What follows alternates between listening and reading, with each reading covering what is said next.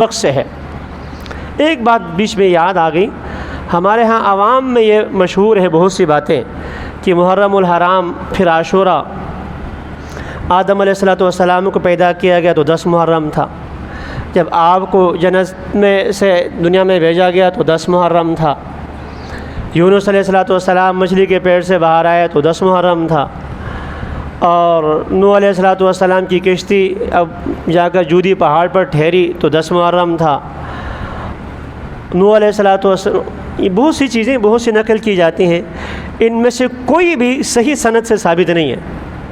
ممکن ہے سچ ہوں، ممکن ہے جھوٹ ہوں۔ اللہ کے رسول صلی اللہ علیہ وسلم کی کسی صحیح حدیث میں اس کا کوئی ذکر نہیں ہے،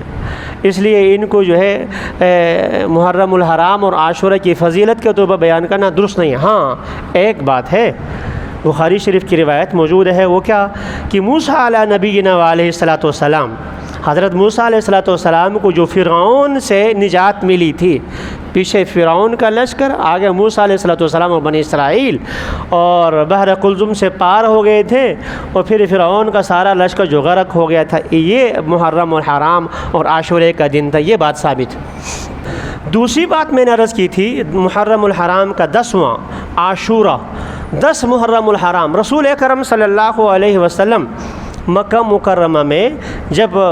ہجرت سے پہلے رمضان کے روزے فرض نہیں تھے تو آپ 10 محرم الحرام کا روزہ خود رکھتے تھے، 10 محرم الحرام کو روزہ رکھتے تھے۔ جب مدینہ منورہ تشریف لے گئے، پھر صحابہ کرام کو باقاعدہ حکم ہوا کہ آپ بھی 10 محرم الحرام کا روزہ رکھیں۔ رمضان کے روزے کی فضیلت سے پہلے محرم الحرام کے 10 یعنی عاشورے کا روزہ امت پر لازم تھا۔ پھر رمضان کی روزے آگے تو اماں جی فرماتی ہیں، پھر اللہ کے رسول صلی اللہ علیہ وسلم ارشاد فرمایا کہ جو روزہ رکھنا چاہتا ہے رکھ لے، جو نہ رکھنا چاہتا ہے نہ رکھے۔ تو 10 محرم الحرام کی روزہ کی فرضیت ختم ہو گئی، لیکن مستحب اب بھی ہے۔ اللہ کے نبی نے فرمایا صلی اللہ علیہ وسلم، صوم یوم عاشورہ،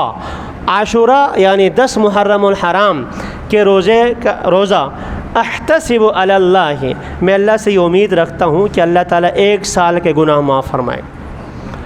عاشورہ 10 محرم الحرام کا روزہ کوئی شخص رکھے، اللہ کے نبی فرماتے ہیں کہ مجھے اللہ سے امید ہے اللہ پچھلے 1 سال کے گناہ اس کے معاف فرمائیں۔ حضرت صلی اللہ علیہ وسلم مدینہ منورہ تشریف لے گئے تو وہاں یہود رہتے تھے، اور یہود اہل کتاب کہلاتے ہیں، وہ مشرکین کے بے نسبت، وہ کم از کم کسی نبی کو تو مانتے تھے، مرنے کے بعد کی زندگی کو مانتے تھے۔ مکے کے مشرک وہ تو مرنے کے بعد کی زندگی کے منکر تھے، کسی نبی کو نہیں مانتے تھے۔ تو جن احکام میں اللہ کی طرف سے کوئی حکم نہیں آیا، اس میں اللہ کے نبی کی اندر سے خواہش یہ ہوتی تھی یہ ان اہل کتاب کے ساتھ مشابہت اختیار کی جائے، ان کے ساتھ جو موافقت اختیار کی جائے۔ تو جب آپ صلی اللہ علیہ وسلم مدینہ منورہ تشریف لے گئے، آپ خود روزہ رکھتے تھے، پتہ چلا کہ یہود بھی روزے رکھتے ہیں۔ تو حضرت صلی اللہ علیہ وسلم پوچھا یہ کیوں رکھتے ہیں؟ تو آپ کو بتایا گیا کہ یہ اس لیے رکھتے ہیں کہ ان کا کہنا یہ ہے کہ ہمارے پیغمبر حضرت موسیٰ علیہ نبینا علیہ السلام کو فرعون سے نجات ملی ہے 10 محرم الحرام کو، اس لیے ہم بطور شکرانے کے یہ روزے رکھتے ہیں۔ تو آپ صلی اللہ علیہ وسلم نے ارشاد فرمایا، نحن احق بموسیٰ منکم، موسیٰ کے زیادہ قریب تو ہم لوگ ہیں، یہ کہاں سے موسیٰ کے دعویٰ دار آ گئے، لہذا ہم رکھیں گے۔ امت کو حکم ہوا روزے رکھیں، اور امت کے ذمہ لازم کر دیا گیا۔ پھر جب حضرت صلی اللہ علیہ وسلم پر شہر رمضان الذی انزل فیہ القرآن، رمضان کے جو ہے فرض ہو گئے، تو پھر اس کی فرضیت ختم ہو گئی، لیکن مستحب اب بھی ہے امت کے لیے کہ یہ تو دوسری بات ہو گئی کہ محرم الحرام کے 10 محرم الحرام کا روزہ یہ سنت ہے، مستحب کہہ دیں سنت کہہ دیں ایک ہی چیز ہے، اور اس کی فضیلت یہ ہے کہ اس ایک روزہ رکھنے سے اللہ تعالیٰ پچھلے 1 سال کے گناہ معاف فرماتا ہے۔ ابتدائی ایام میں جب آپ صلی اللہ علیہ وسلم مدینے میں تشریف لے گئے، جیسے میں نے عرض کیا کہ یہودیوں کے ساتھ قربت والی بات تھی، لیکن یہودیوں کی سرش میں یہ بات داخل ہے، وہ احسان فراموش ہے، جتنے زیادہ احسان کرو گے وہ اتنے زیادہ آپ کے جو ہے وہ مخالفت پر اترائیں گے۔ کہ لَتَجِدَنَّ أَشَدَّ النَّاسِ عَدَاوَةً لِلَّذِينَ آمَنُوا الْيَهُودَ،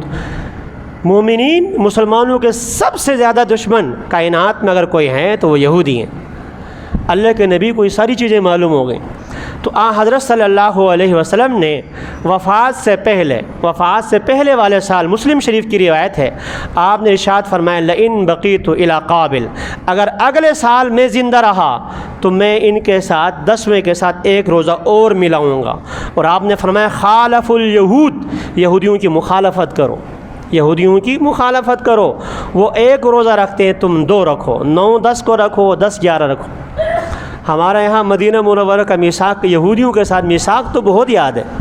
بہت سے ہمارے بھائیوں کو جو ہے مدینہ میں حضور تشریف لے گئے تھے اور یہودیوں کے ساتھ میثاق کیا تھا، معاہدہ کیا تھا، یہ تو بہت یاد ہے۔ لیکن اللہ کے نبی نے وفات کے آخری ایام میں جو کان میں باتیں کہی تھی صحابہ کرام میں، کیا فرمایا تھا؟ الصلاۃ، وفات دنیا سے جاتے وقت نماز کا اہتمام کرو، وما ملکت ایمانکم، اپنے ماتحت حضرات کا خیال رکھو۔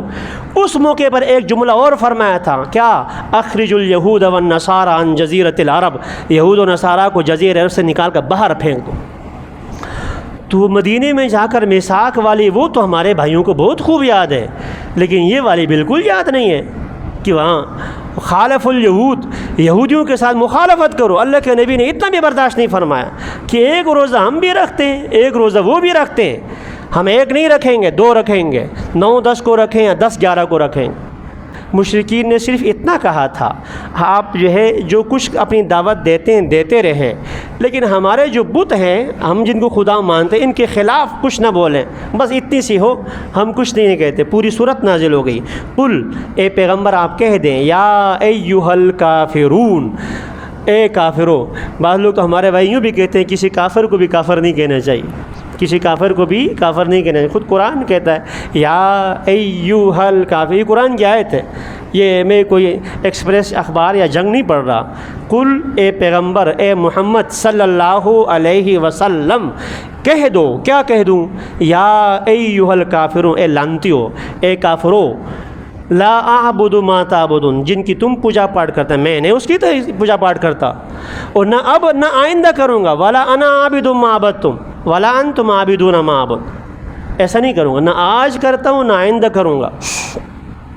تو یہ میں یہ نہیں کہتا کہ آپ گلی کوچے میں جو ہے وہ دوسروں کے خلاف جو چاہیں بولتے چلے جائیں، یہ نہیں، لیکن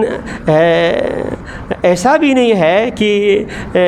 سب کو لے کر جو ہے وہ بھی ہمارے بھائی، یہ بھی ٹھیک ہے، دفتر کا ساتھی، یار ہم کیا کریں، قیدانی ہے نعوذ باللہ، لیکن کچھ بھی ہے تو دفتر کا ساتھی ہے، وہ ان کی ماں مر گئی ہے اور ہم جائیں گے تعزیت کے لیے، جنازے میں شریک ہوں گا، یا جا کر وہاں دعا کریں گے، اپنے ایمان کی خیر منو۔ اللہ کے نبی کو اللہ نے قرآن میں آیت فرمایا لا تصلی علی احد منہم مات ابدا ولا تقم علی قبرہ،